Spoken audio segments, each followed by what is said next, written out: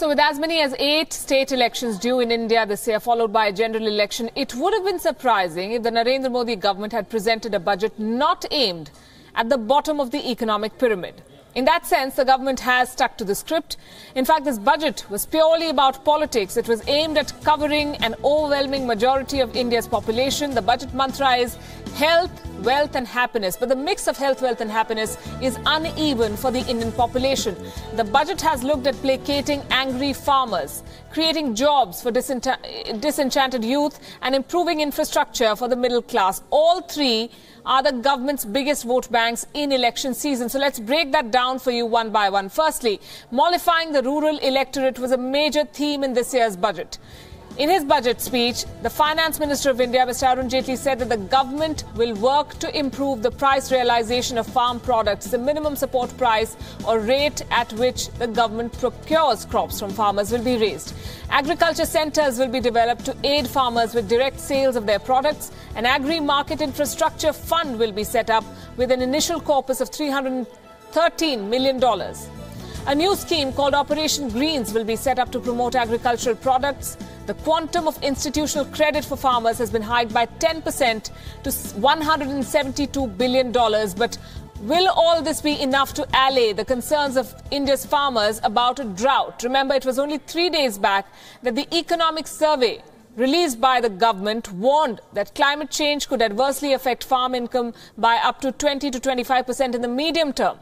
The survey stressed on the need for quote-unquote dramatic improvement in irrigation, use of new technologies and better targeting of power and fertilizer subsidies.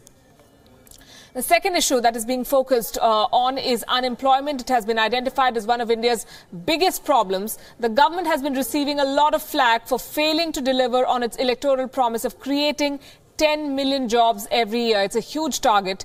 In his budget speech this morning, the finance minister mentioned the word employment 17 times. He said measures have started showing results, and a recent study has shown that 70 lakh formal jobs will be created this year.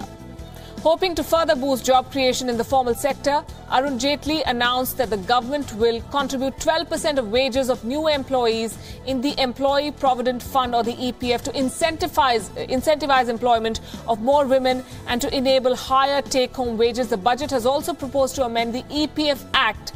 This is to reduce the contribution of women employees to 8% for the first 3 years of their employment, while the employer's contribution will remain at 12%. But the startup industry has been left out completely.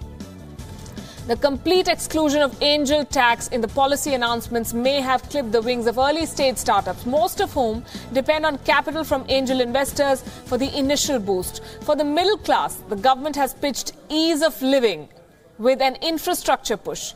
The government will provide water supply to all households in 500 cities under the Amrit program. Continuing its smart city project, the government has identified 99 smart cities, with an outlay of 2.04 lakh crore rupees. A further 5 lakh Wi-Fi spots will be created in rural areas under the BharatNet scheme.